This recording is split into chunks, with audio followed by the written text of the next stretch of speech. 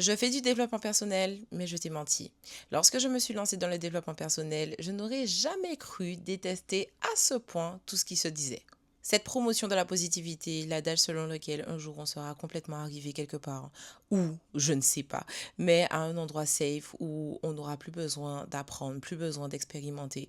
Ou encore cette expression de facilité lorsqu'on parle du changement, alors que le changement est tout sauf simple, soyons clairs. Aujourd'hui, je vais déconstruire 5 mythes autour du développement personnel et te révéler enfin la vérité que peu osent dire.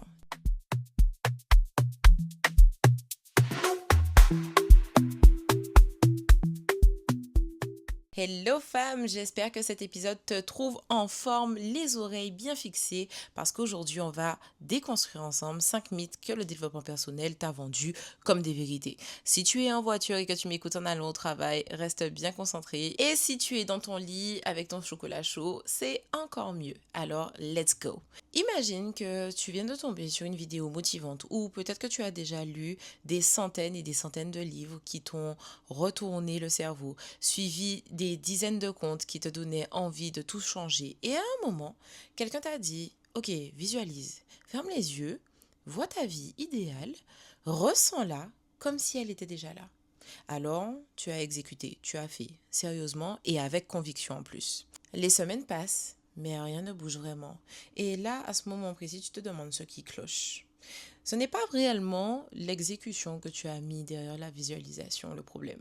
On t'a vendu la visualisation comme un raccourci vers ta vie idéale. Ferme les yeux, imagine, ressens et l'univers s'aligne. Gabrielle Tengen, chercheuse à l'Université de New York, a passé une vingtaine d'années à étudier exactement ce phénomène. Et ses résultats sont inconfortables. En gros, les personnes qui visualisent uniquement le succès déploient moins d'énergie vers leur objectif. Pourquoi? Tout simplement parce que ton cerveau ne fait pas la différence entre la stimulation et la réalité. Donc, lorsque il croit que tu as déjà accompli quelque chose, il se détend. En gros, la visualisation seule, c'est une forme d'évitement déguisé en ambition. Tu penses que tu travailles sur toi alors qu'en réalité, tu prends une pause confortable dans ta tête. Et ce qui fonctionne vraiment, c'est ce que Euthengen appelle le WOOP, donc W, 2 O et P. L'objectif du groupe vise tout simplement à visualiser l'objectif, puis visualiser l'obstacle et ensuite décider exactement comment tu vas réagir lorsqu'il se présente et si il se présente. En gros, ce n'est pas de la magie, c'est tout simplement de la précision neurologique. Donc concrètement, la prochaine fois que tu visualises, ne t'arrête pas à l'image du succès uniquement. Pose-toi cette question, qu'est-ce qui pourrait m'empêcher d'y arriver? Et par la suite, lorsque cet obstacle se présente, quelle est ma première action? Qu'est-ce que je fais lorsque je fais face à cet obstacle? En gros, c'est ça, la vraie préparation. On n'est pas dans la rêverie là, on est vraiment dans la stratégie. Donc, si la visualisation a été et est aujourd'hui encore surestimée, il y a un deuxième mythe qui lui ressemble beaucoup. Supposons que tu as un projet, une idée qui te tourne dans la tête depuis des semaines, voire même des mois, et que quelqu'un te dit, ok, vas-y, lance-toi, sors de ta zone de confort, fonce. Alors, qu'est-ce qu'on fait? Généralement, on essaye de se jeter dans le vide, sans filer, parce qu'on t'a dit que c'est comme ça que ça marche. Et tu te retrouves, quelques semaines ensuite, submergé, paralysé, et tu n'en ressors pas grandi de cette situation, de cette expérience. Cette phrase, on l'a tous déjà entendue tellement de fois qu'on a arrêté de se demander si elle était réellement vraie. Ta zone de confort n'est pas un ennemi. Et ça, on ne te le dit jamais en développement personnel. On te dit toujours de sortir de ta zone de confort. Mais ta zone de confort, c'est une zone de régulation de ton système nerveux. C'est l'espace où ton cerveau a suffisamment de ressources pour fonctionner sans déclencher une réponse de stress. En gros, sortir de ta zone de confort brutalement, et je dis bien brutalement, sans préparation, sans ancrage, ça ne produit pas de la croissance. Bien au contraire, ça produit de la survie. Ce qui produit la croissance, c'est ce que Vygotsky appelait la zone proximale de développement. En gros, l'espace juste au bord de ce que tu sais déjà faire, ni trop familier, ni trop menaçant. Tu ne grandis pas en te jetant dans l'inconnu sans préparation. Tu grandis en élargissant le bord centimètre par centimètre avec des ressources réelles. Donc concrètement, identifie une seule chose cette semaine qui est juste au bord de ce que tu sais déjà faire. Et avec ce que tu as déjà comme ressources, cela va te permettre tout simplement d'atteindre cette zone proximal de développement. Et c'est ça la vraie croissance. Donc la prochaine fois qu'on te dit, OK, sors de ta zone de confort, pose-toi juste une question plus précise. Est-ce que je sors de ma zone ou est-ce que je l'agrandis? Et pourquoi je veux sortir de ma zone de confort? Donc quel est mon pourquoi? Et comment je vais faire, quelle action que je vais poser concrètement pour que je l'agrandisse, ne serait-ce que même d'1 centimètre. On va donc passer au troisième mythe, qui est le plus doux selon moi et probablement le plus dangereux. Imagine que tu te lèves un matin, tu te regardes dans le miroir et tu te répètes ce qu'on t'a toujours dit de répéter. Je m'aime, je suis autosuffisante, je suis indépendante, je mérite le meilleur pour moi, les billets coulent sur moi pendant que je me douche, etc., etc. Et tu le dis avec conviction. Tu essayes même de le ressentir. Et au fond, quelque chose ne colle pas. Parce que les actes ne suivent pas encore. Et cette dissonance, elle est épuisante. En gros, c'est le mythe le plus vendu et le plus cru. L'amour propre, présenté comme une condition préalable au changement. D'abord, tu t'aimes et ensuite tu changes. Mais qui a dit ça? On met le résultat avant la cause. La réalité neurologique est tout autre. En gros, l'estime de soi est construite par des preuves comportementales. Chaque action congruente avec qui tu veux être crée une trace dans ton cerveau, une trace neurologique. Et ces traces s'accumulent au fur et à mesure de tes actions. Mais c'est à partir de là que quelque chose qui ressemble à de l'amour-propre commence à exister. Te répéter je m'aime sans aucun acte à l'appui ne crée pas de la sécurité intérieure, bien au contraire. Ça crée de la dissonance cognitive. Donc ton cerveau entend une chose et il en observe une autre. Et au final, il ne sait plus quoi croire. L'amour propre n'est pas un point de départ. C'est ce qui s'installe lorsque tu agis en accord avec ce que tu dis et crois être. Donc concrètement, remplace une affirmation par une action aujourd'hui. Une seule, qui est en accord avec la femme que tu dis vouloir être. Ton cerveau a besoin de preuves pour construire sa réalité et attirer de nouvelles expériences. Il n'a pas besoin de mots, donc donne-lui cette preuve. Dans la même veine, le quatrième mythe te demande de faire quelque chose que ton cerveau n'est tout simplement pas équipé pour. Tu as décidé de tourner la page. Tu te dis que c'est du passé, que ça ne te définit plus, que tu avances et tu y crois vraiment. Jusqu'au moment où quelqu'un élève la voix dans une pièce par exemple, ou qu'une conversation devienne trop proche ou trop intense.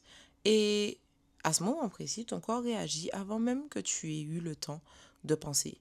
Tu te contractes, tu te fermes et tu pars. On raisonne comme si le passé était une valise qu'on pose dans un coin et qu'on oublie. Alors que Bessel van der Kolk, psychiatre et chercheur, a passé sa carrière à démontrer une chose très simple. Le trauma n'est pas stocké dans la mémoire comme on peut le croire. Le trauma est stocké dans le corps, dans la façon dont tu te contractes lorsque quelqu'un élève la voix par exemple, dans la façon dont tu te déconnectes lorsqu'une conversation devient trop inconfortable pour toi, dans la façon dont ton ventre se serre avant même que ton cerveau conscient ait compris ce qui se passe. On ne laisse pas partir un pattern de survie par décision consciente. Parce que ce pattern, il ne s'est pas installé par choix, il s'est installé parce qu'à un moment précis de ta vie, il te protégeait. Le but n'est pas d'oublier ce pattern, mais le but est de l'intégrer.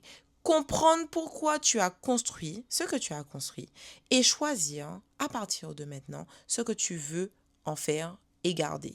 La différence entre lâcher et intégrer, c'est la différence entre fuir et traverser.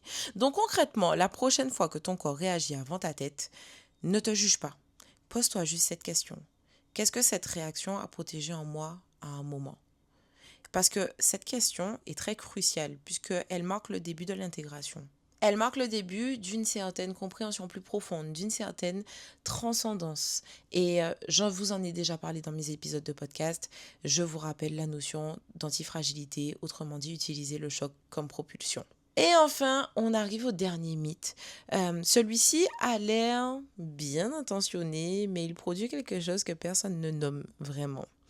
En surface, ça paraît juste lorsqu'on te dit de prendre soin de toi en premier. Et en partie, ça l'est. Mais quelque chose s'est passé dans la façon dont ce message a été absorbé. Prends soin de toi en premier est devenu ne compte que sur toi. Et ce glissement, il coûte cher. Mais les neurosciences ont toujours leur mot à dire. La Social Baseline Theory, développée par James Cohen, montre que le cerveau humain est structurellement optimisé pour la co-régulation et non pour l'autonomie absolue. En gros, être en lien sécurisant avec d'autres personnes réduit littéralement le coût énergétique de naviguer dans le monde. À l'inverse, la solitude radicale, même choisie, même stylée, même présentée comme de la force, coûte des ressources cognitives que ton cerveau n'a plus pour autre chose. En gros, le vrai soin de soi ne consiste pas à te couper des autres. Il consiste tout simplement à apprendre à te nourrir dans la relation sans te dissoudre à l'intérieur, à recevoir sans te perdre et à donner sans te vider. Se choisir, oui, mais se couper, non. Et la frontière entre les deux, c'est exactement là où beaucoup de femmes se perdent en croyant se protéger. Un petit conseil que tu peux appliquer cette semaine, laisse quelqu'un faire quelque chose pour toi, sans te justifier, sans rembourser immédiatement. Juste entraîne-toi et entraîne ton cerveau à recevoir, à apprécier. Ton cerveau apprend à se co-réguler par la pratique et non par la théorie. C'est très connu. Et recevoir sans culpabilité, c'est déjà un acte de soin envers soi-même. 5 mythes et une seule vérité derrière chacun d'eux. Le développement personnel n'est pas mauvais, mais il a été simplifié jusqu'à devenir parfois l'obstacle qu'il prétend éliminer. Lorsque on te donne des formules à la place de mécanismes, lorsqu'on t'invite à croire plutôt qu'à comprendre, lorsqu'on te vend de la légèreté face à quelque chose qui est structurellement complexe, tu peux repartir avec de l'enthousiasme, oui, mais zéro changement réel. Ce que je fais ici à travers ce podcast Tête de Lionne, mais aussi à travers mes coachings transformationnels, c'est de te donner tout simplement les clés de la compréhension de ces mécanismes. La compréhension et la connaissance de ces mécanismes constituent le premier step du changement parce que le vrai changement ne ressemble pas à un départ heureux. Il ressemble à quelqu'un qui comprend enfin pourquoi il répète les mêmes patterns encore et encore et qui décide à partir de ce constat de construire autrement. Ce n'est pas plus simple, mais c'est réel et c'est ça le real grow. Et voilà, c'est déjà la fin de cet épisode. J'espère qu'il t'aura plu autant qu'à moi. Avant de partir, n'hésite pas à commenter cet épisode, liker et le partager. Et d'ici là, je te dis prends soin de toi et on se dit à la prochaine dans un prochain épisode sur le podcast Tête de Lionne. Ciao, ciao!